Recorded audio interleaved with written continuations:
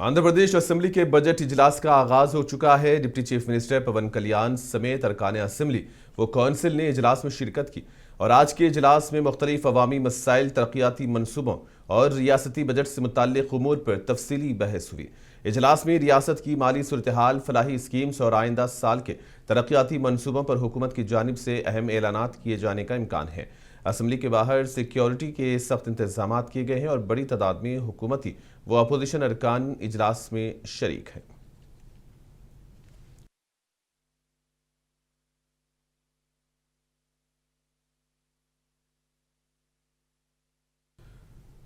आंध्र प्रदेश का असेंबली इजलास चल रहा है। रियासती वजीर जी रवि कुमार ने असेंबली में अपने खिताब के दौरान कहा कि वेणुगोपालपुरम में 130-220 के वी सब स्टेशन की तामीर के लिए दोबारा टेंडर तलब किया गया है और वजीर ने कहा है कि सब स्टेशन की तामीर में तेजी लाने के लिए इक़दाम किए जा रहे हैं और मुताल्लिका महकमों के साथ ताउन जारी है। तामीरात मार्च 2027 तक मुकम्मल होने की तवक्को है।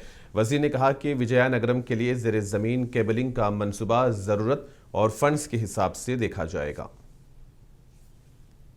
विजयनगरम जिल्लालोनी वेणुगोपालपुरम प्रतिपादित 220/132/33 kV ఆటోమేటిక్ సబ్స్టేషన్ నిర్మాణం రీటెండరింగ్ ప్రక్రియ ప్రస్తుతం పురోగతిలో ఉంది సార్.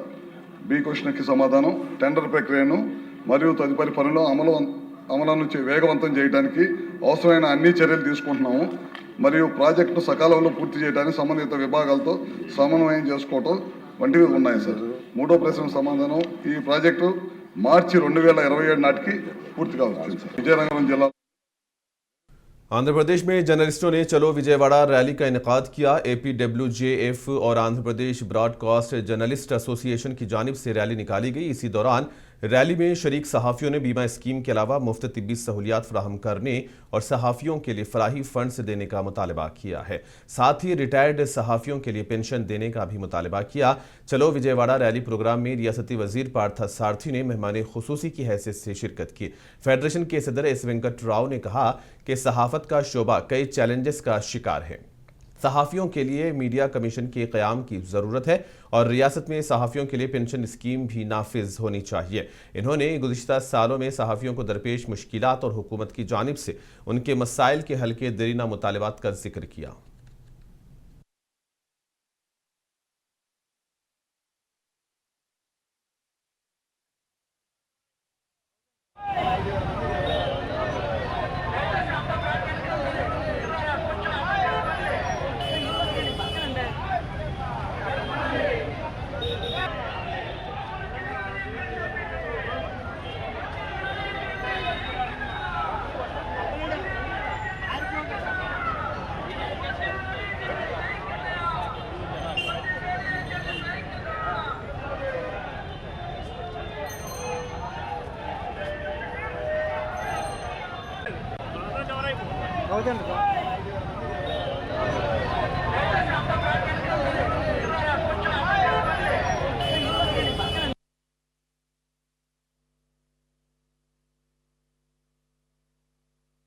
గ్యాప్ వస్తుందని చెప్పారు. అంటే మార్చికి ఆ స్కీమ్ అయిపోతే, ఆ పాలసీ అయిపోతే మళ్ళీ కొత్త పాలసీ తీసుకునే లోపల కొంత ఆలస్యం వస్తుందని చెప్పారు. తప్పకుండా దానివల్ల ఏదైతే ఆశించామో, ఏ లక్ష్యం అయితే ఆశించామో ఆ లక్ష్యాన్ని నెరవేరదు. కాబట్టి తప్పకోకుండా గ్యాప్ రాకోకుండా నేను చూస్తానని చెప్పేసి సభాముఖంగా నేను మీ అందరికీ హామీ ఇస్తున్నానని చెప్పేసి మనం చేస్తాను. అదొక కంటిన్యూస్ ప్రాసెస్గా ఏదైతే బీమా సౌకర్యం ఉందో ఆ సౌకర్యాన్ని ఎక్కడ మధ్యలో గ్యాప్ రాకోకుండా కంటిన్యూగా మీకు ఆ పాలసీ మీకు లభించేటట్లు చేస్తానని చెప్పేసి కూడా నేను మనవి చేస్తాను. ఈ హెల్త్ చెకప్ ఇది సాధ్యమని చెప్పేసి నేను భావిస్తా ఉన్నాను. నేను IME-తో ఇండియన్ మెడికల్ అసోసియేషన్ ఏదైతే ఉందో వాటితో చర్చించి కానీ, లేకపోతే కొన్ని పెద్ద హాస్పిటల్స్ ఏదైతే ఉన్నాయో INPR తరఫున చర్చించి దీన్ని ఏ విధంగా మనం తీసుకువెళ్ళొచ్చో ఇది చేయాల్సిన అవసరం ఉంది. తప్పకుండా చేస్తానికి నేను కృషి చేస్తానని చెప్పేసి మనం చేస్తాను. దానికి కూడా వెంటనే అధికారులతో మాట్లాడి IMA-తో డిస్కస్ చేసి ఏ విధంగా చేయొచ్చు, హాస్పిటల్స్ని ఏ విధంగా దీంట్లో ఇన్వాల్వ్ చేసి ప్రభుత్వం తరఫున ఎటువంటి ఆర్థిక భారం భరించాల్సి వస్తుంది హాస్పిటల్స్తోనూ, అదేవిధంగా IMA-తో కూడా చర్చించి ఇది ఆచరణలో పెట్టడానికి నేను తప్పకుండా కృషి చేస్తానని చెప్పేసి కూడా నేను మనవి చేస్తాను. నేను అదేవిధంగా జర్నలిస్ట్ చనిపోతే వెల్ఫేర్ ఫండ్ ఏదైతే ఉందో ఆ వెల్ఫేర్ ఫండ్ కూడా ఉంది. దాని మీద వడ్డీ పూర్తిగా సరిపోయిందని చెప్పేసి నేను భావించట్లేదు. అవసరమైతే ఈ జర్నలిస్ట్ వెల్ఫేర్ ఫండ్ ఏదైతే ఉందో దాన్ని ఏ విధంగా పెంచాలి.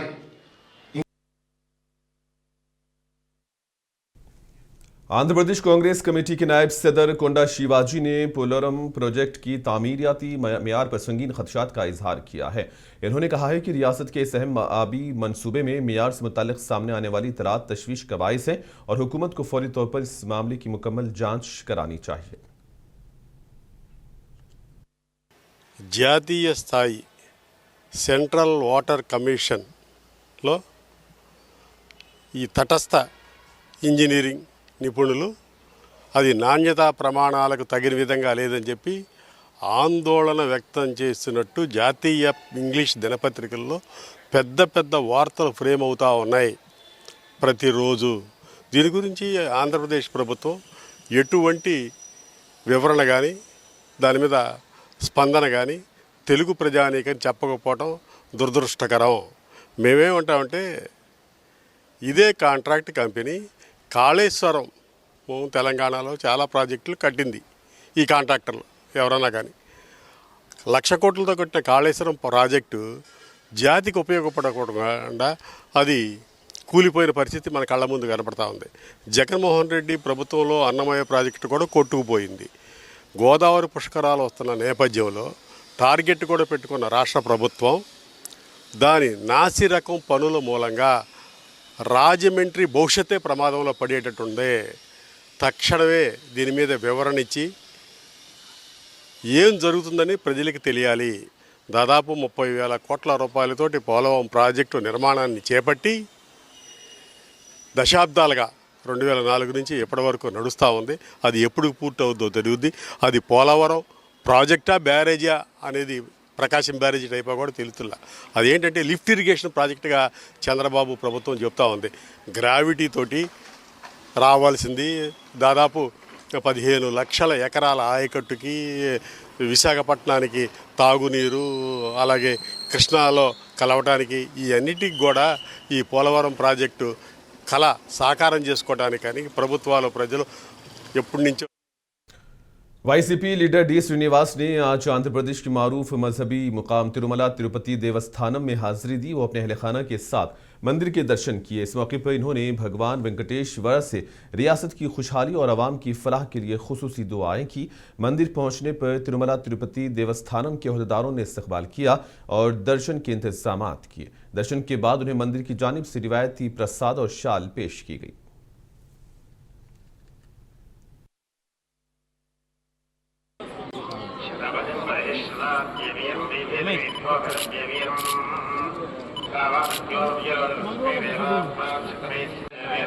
మీరు వచ్చేయాల నడుస్తా వచ్చాను మీరు కానీ రండి మేడం.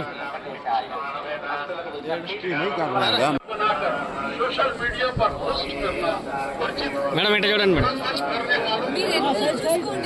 నేను వెనక్కి చూడకుండా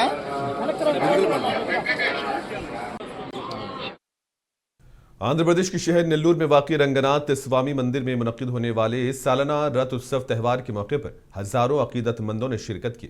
इस मजहबी तकरीब के लिए सुबह से ही मंदिर में ज़ायरीन की बड़ी तादाद जमा होनी शुरू हो गई थी।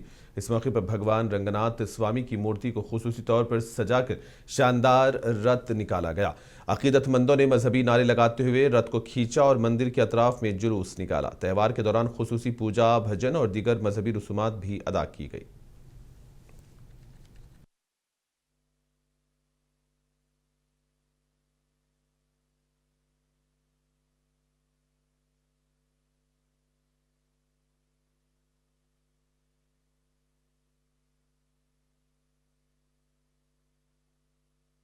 ఇవాళ రథోత్సవం చాలా బాగా జరిగిందండి. అంగరంగ వైభవంగా చాలా బాగా జరిగింది. ఏర్పాట్లు కూడా చాలా బాగా ఏర్పాట్లు చేశారు. బాగా భక్తులందరూ బాగా ఉత్సాహంగా పాల్గొని బాగా చేశారండి. రంగనాయకుల స్వామి రథంకి ఉప్పు మిరియాలు చల్లితే అనుకున్న కోరికలన్నీ తీరుతాయి. స్వామివారి దర్శనానికి వెళ్ళి వచ్చాము. రంగుడి ఉత్సవాలు వచ్చి ప్రతి సంవత్సరం చాలా బాగా జరుగుద్ది. ఎక్కడెక్కడి నుంచో చాలా ఊర్ల నుంచి జనాభా రావటం మేము చూస్తున్నాం. तेलंगाना के वजीर आला रेवंत रेड्डी ने अपने दौरे दिल्ली के दौरान मरकजी वजीर दाखिला अमित शाह से मुलाकात की। इसी दौरान इन्होंने रियासत की ज़रूरियात के मुताबिक इजाफी IPS अफसरान की तैनाती की दरख्वास्त की। वजीर आला ने बुध की रात वज़ीर दाखिला से मुलाकात में बताया कि 2016 में रियासत के क़याम के बाद पहला कैडर रिव्यू हुआ, जबकि 2021 में होने वाला कैडर रिव्यू 2025 तक मौखर हुआ। इसी दौरान सिर्फ 7 IPS अफसरान तेलंगाना को मख्तस किए गए। वज़ीर आला ने कहा कि तेलंगाना में साइबर जराइम, मनशियात, वाइट कॉलर क्राइम और दीगर जदीद चैलेंजेस बढ़ रहे हैं। खासतौर पर हैदराबाद, साइबराबाद और मलकाजगिरी कमिश्नरेट्स की तंजीमें 9 फ्यूचर सिटी कमिश्नर और शहर में बढ़ती हुई आबादी के पेश नज़र ज़्यादा IPS अफसरान की ज़रूरत है। वज़ीर आला ने तजवीज़ दी है कि मौजूदा 83 IPS अफसरान की तादाद बढ़ाकर 103 की जाए और तीसरा कैडर रिव्यू 2026 में शुरू किया जाए।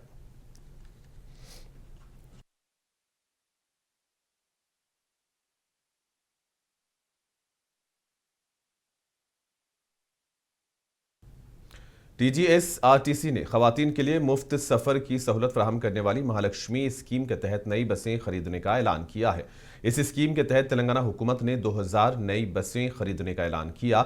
इस सिलसिले में electro green tech, EV trans और ग्रीन सेल मोबिलिटी कंपनीज का इंतखाब किया गया और बसों की सप्लाई के लिए लेटर ऑफ अवार्ड पर RTC के MD VC नागी रेड्डी ने दस्तखत किए। मुंतखब कंपनी से सिक्योरिटी डिपॉजिट जमा करवाने और मुआहदे मुकम्मल करने के बाद बसों की तैयारी शुरू करेंगी, जिसमें 1025 लो फ्लोर नॉन AC बसें हैं, 60 लो फ्लोर AC बस और बाकी 915 स्टैंडर्ड फ्लोर की बेस हैं। एहलकारों का कहना है कि ये 2000 नई बसें सितंबर 2026 से अगस्त 2027 के दरमियान मरहलेवार TGSRTC को फराहम की जाएंगी, जिससे मुसाफिरों की भीड़ और परेशानी में नुमायां कमी आएगी।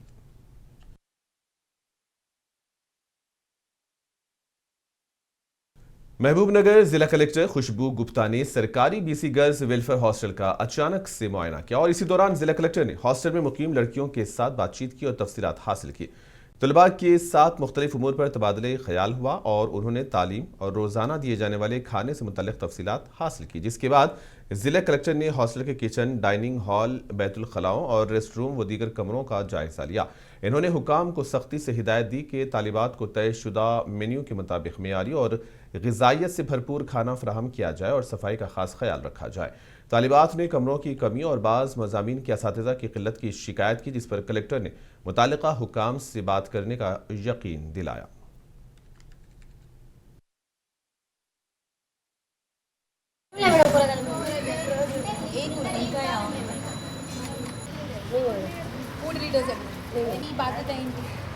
ఫుడ్ మంచిగా పెడుతుందా లేదా, వాళ్ళు మెనూ ప్రకారం అన్ని పండుతుందా లేదా. ఈరోజు మార్నింగ్ టిఫిన్ మెన్యూ ఏంటి? మెన్యూ ప్రకారం స్నాక్స్, డిన్నర్, పప్పు, సాంబార్ లేదు. నో నో యా మేడం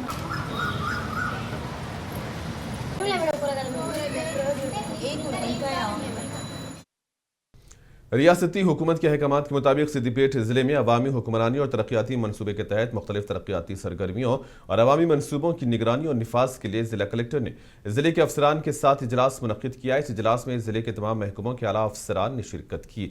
ज़िला कलेक्टर ने अफसरान को हिदायत की कि मनसूबों की बरवक्त तकमील, शफाफियत और अवामी सहूलत को तरजीह दी जाए। इस मौके पर तरक्याती कामों की मौजूदा सूरत हाल, प्रोजेक्ट्स की पेशरफ्त और मुकामी सतह पर अवामी शिकायत और मसाइल पर तफसीली तबादले ख्याल किया गया। कलेक्टर ने कहा कि हर शोबे के अफसरान को रियासती रहनुमा खतूत के मुताबिक अवामी तरक्की के प्रोग्राम पर फ़आल किरदार अदा करना होगा। इन्होंने खासतौर पर शहरी और देही इलाकों में बुनियादी सहूलियात की फराहमी, सड़कों और पानी की मनसूबाबंदी, तालीम व सेहत के शोबों में बेहतरी के इक़दाम पर जोर दिया।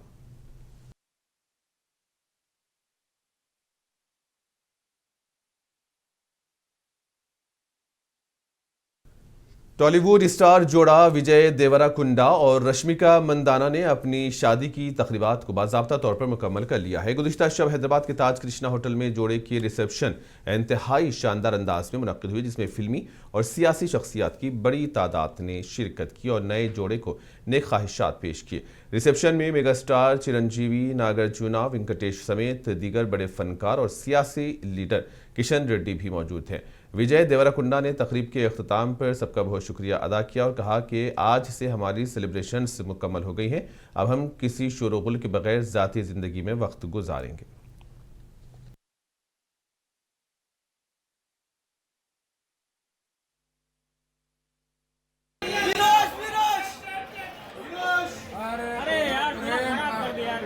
ये कौन है यार?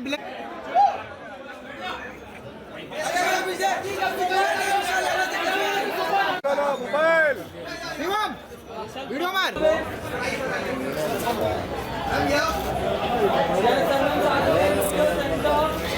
अयो त्रिलोक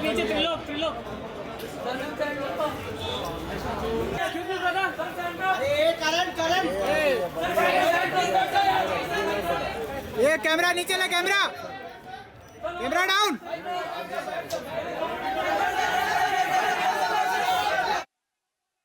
हैदराबाद में विजय देवराकुंडा और रश्मिका मंदाना की रिसेप्शन की तकरीब मुनक्किद हुई, जिसमें मशहूर अदाकार अल्लू अर्जुन, बीआरएस के वर्किंग प्रेसिडेंट केटीआर के अलावा सरकर्दा शख्सियात ने शिरकत की। फिल्मी दुनिया और सियासी दुनिया से ताल्लुक़ रखने वाले नामवर लोगों ने रिसेप्शन में हिस्सा लिया और महफिल की शान बढ़ाई। तकरीब को खुसूसी बनाने के लिए शानदार इंतजामात किए गए थे। मधु अफराद ने तकरीब के दौरान नए जोड़े को नेक ख्वाहिशात का इजहार किया और सोशल मीडिया पर तकरीब की तस्वीरें भी वायरल हो गई हैं।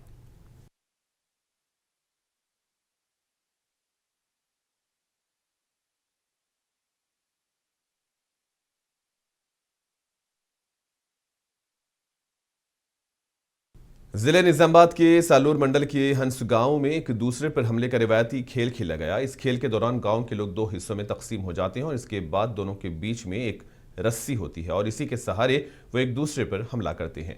इस रिवायती खेल में मुकामी लोगों ने जोशो खरोश के साथ हिस्सा लिया। गांव के लोगों ने बताया कि सदियों से चली आ रही इस रिवायत को पुरसुकून माहौल में पूरा किया गया। वाज़ेह है कि होली के दिन इस खेल को मुनक्किद किया जाता है। चांद गहन की वजह से इसको एक दिन के लिए मुलतवी कर दिया गया था। पिछले साल पुलिस की हिदायत के तहत खेल को महदूद कर दिया गया था क्योंकि गैर मुतवक्को मसाइल पैदा हो रहे थे। इस बार भी सख्त सिक्योरिटी के बीच खेल का आगाज हुआ। पुलिस की निगरानी में खेला गया।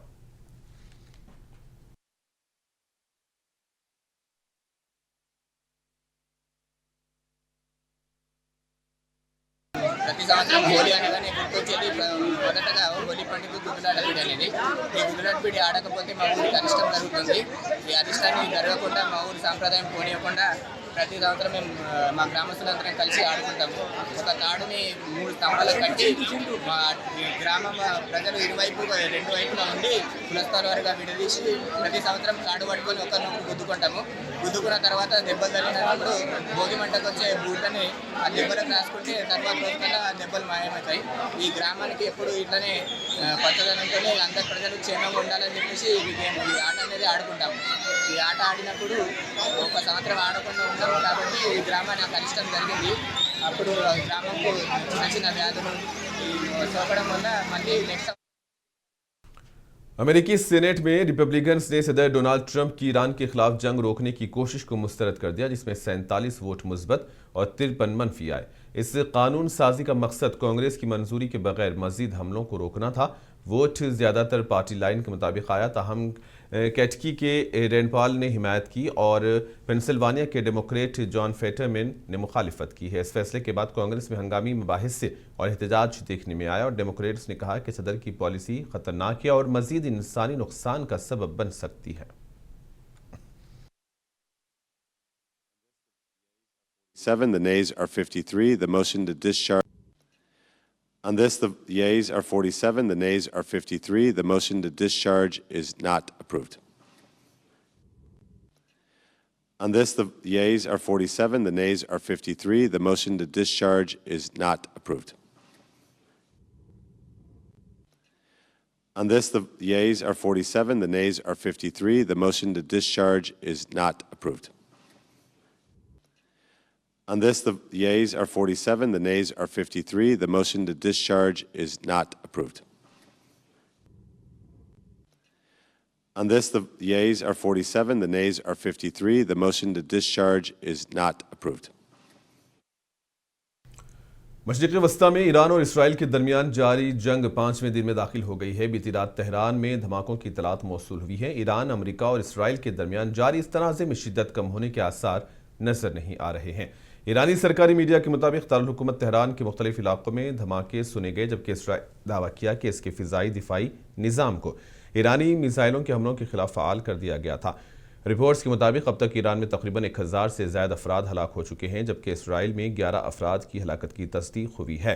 पेंटागन ने यह भी बताया है कि कुवैत में एक ड्रोन हमले में अमरीकी फौजी के 6 एहलकार हलाक हुए हैं। अमरीकी सदर डोनाल्ड ट्रंप ने दावा किया है कि अमरीका ने इन रहनुमाओं को निशाना बनाया है जिन्हें ईरान के सुप्रीम लीडर आयतुल्लाह अली खामनाई के मुमकिना जानशीन समझा जा रहा था। वो अमरीकी हमलों में मारे गए हैं।